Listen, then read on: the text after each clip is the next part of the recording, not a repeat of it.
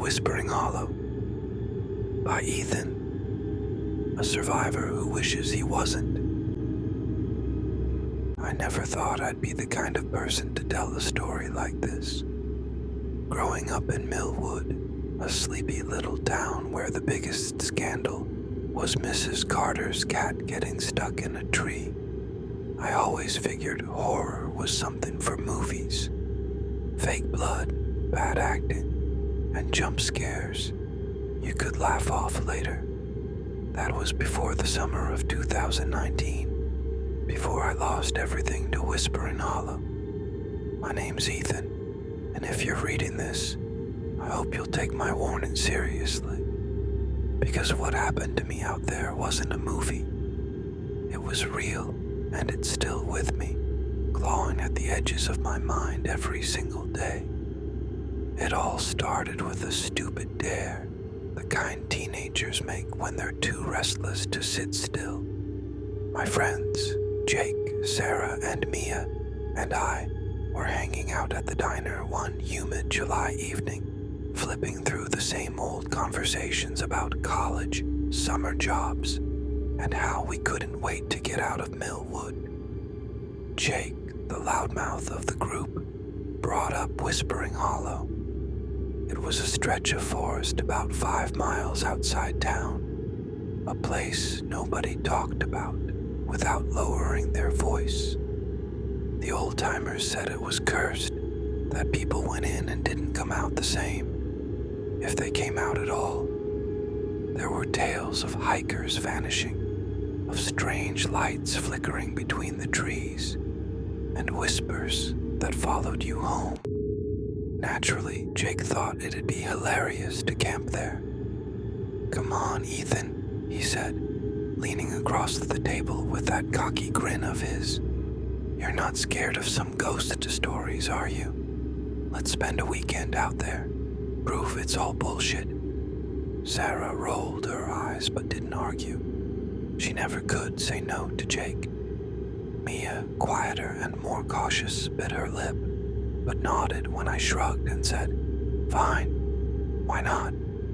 I didn't believe in curses. I figured it'd be a fun story to tell later, something to laugh about over beers in a few years. I was wrong.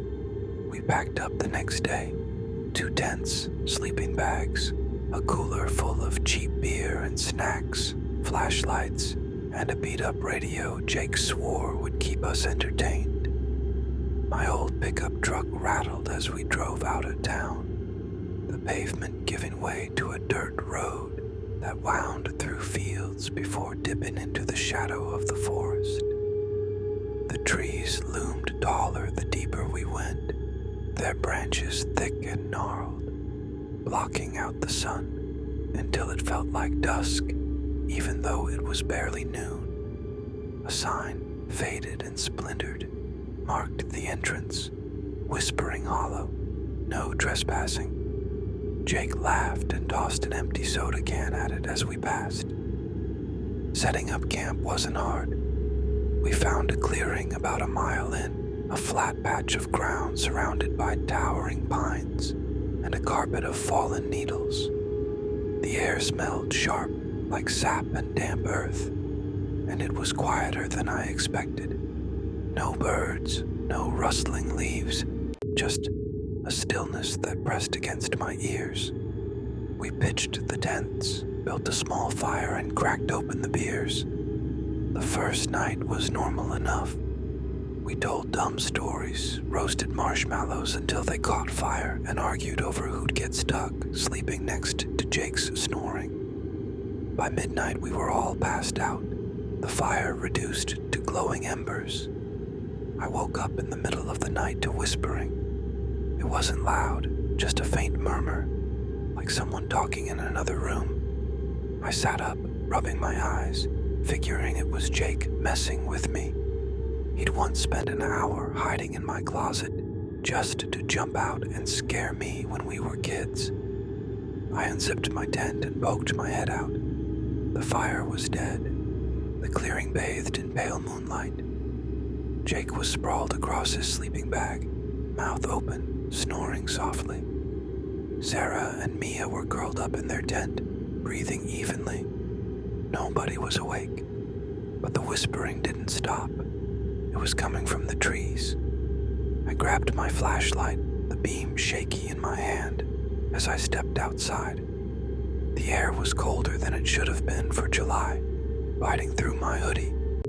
The sound grew clearer the closer I got to the edge of the clearing. Not words I could understand, but a chorus of voices, overlapping and urgent. My heart thudded as I swept the light across the pines. That's when I saw it. A figure standing maybe 50 feet away, half hidden by the trunks. It was tall, too tall, its limbs thin and stretched like they'd been pulled out of shape. It didn't move, didn't breathe, just stood there, staring, if you could call it that. I couldn't see a face. "Hello?" I called, my voice cracking like a kid's. The whispering stopped, the silence so sudden it made my ears ring. The figure didn't answer. I blinked, and it was gone, just empty trees and shadows. My flashlight flickered, and I stumbled back to my tent, telling myself it was a deer, or my imagination running wild. I didn't sleep after that, just lay there listening to the night, waiting for dawn. Morning came slow and gray. I told the others what I'd seen over breakfast. Burnt toast and lukewarm coffee from a thermos. Jake laughed, slapping my shoulder. "You're such a lightweight man. Probably just a raccoon." Sarah frowned, glancing at the trees like she didn't quite believe him. Mia, practical as always, suggested we head home. "We've had our fun," she said. "No point pushing it." But Jake wasn't having it. "One more night," he insisted. "We're not leaving because Ethan's scared of the dark." I wanted to argue, but I didn't. I should have. We spent the day exploring instead of packing up. The forest felt different in daylight, less oppressive but still wrong somehow. The trees grew closer together the deeper we went, their bark rough and scarred, like something had clawed at them. We found a stream, shallow and murky, and followed it until we stumbled across the cabin. It was old, half collapsed. The roof caved in on one side, and the walls sagging under decades of rot. Moss clung to the wood, and the windows, if you could call them that, were just jagged holes, the glass long gone. The air around it was heavy, like stepping into a fog you couldn't see. Inside was worse. The floor creaked under our weight, threatening to give way. There were scratches on the walls, deep and uneven, forming symbols I didn't recognize. Loops and jagged lines that made my head hurt to look at. A rusted knife lay in the corner, its blade stained dark. Sarah whispered that it looked like a ritual site, her voice trembling. Jake, of course, picked up the knife, twirling it like it was a toy. "What, you think they sacrificed goats here or something?" he joked. I told him to put it back, that it wasn't funny, but he just smirked and tucked it into his backpack. "Souvenir," he said. We left the cabin, but the unease followed us. The forest seemed to shift as we walked back. Paths we'd taken twisted, landmarks vanishing. By the time we reached camp, the sun was sinking, painting the sky blood red. We rebuilt the fire, trying to shake off the day, but the mood was off. Sarah kept glancing over her shoulder. Mia sat close to me, her knee brushing mine like she needed the comfort. Jake cracked jokes, but they fell flat, his laughter sounding forced. The whispering started again as the stars came out. This time, we all heard it. A low, insistent hum weaving through the trees. Mia grabbed my arm, her nails digging in. "What is that?" she hissed. Sarah's eyes darted around, wide and wet with fear. Jake stood up, the knife in his hand. "I'll check it out," he said. his bravado thinner than before. I told him to sit down, that it wasn't worth it, but he waved me off and marched toward the trees, flashlight bobbing. We watched him go, the beam shrinking until it was just a pinprick in the dark. Minutes dragged by, 5, 10, 15. The whispering turned into a drone, vibrating through the ground, rattling my teeth. Sarah started crying, begging me to get him. Mia shook her head, whispering, "We should leave now." But I couldn't abandon Jake. I grabbed my flashlight and told them to stay by the fire. "I'll be right back," I said, hoping I sounded braver than I felt. The forest swallowed me whole.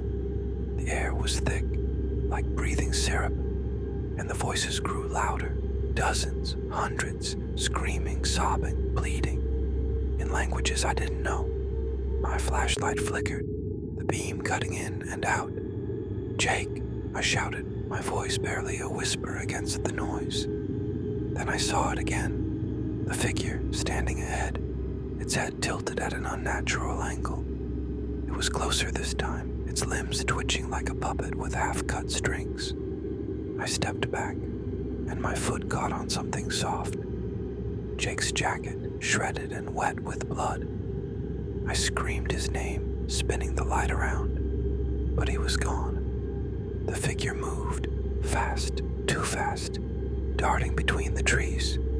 My flashlight died, plunging me into blackness, and the voices surged, a tidal wave of sound crashing over me.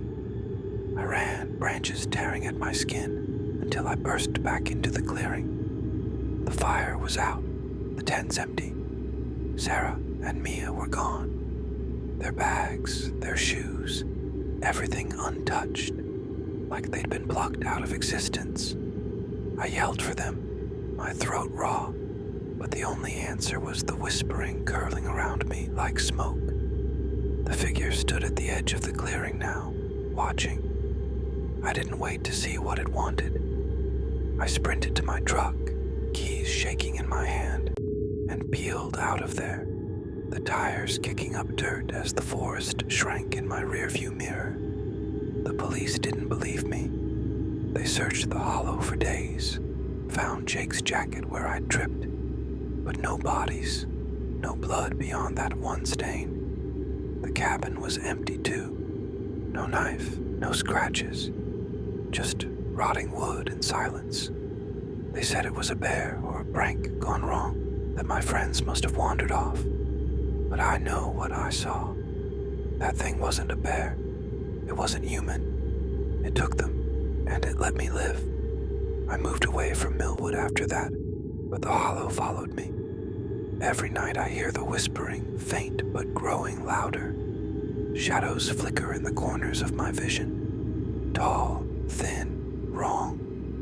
Last week, I woke up to find scratches on my wall, the same symbols from the cabin. I don't know what it wants, but it's coming closer. If you ever hear about Whispering Hollow, don't go looking for it. And if you hear the whispers, run, because whatever's out there, it's not done hunting.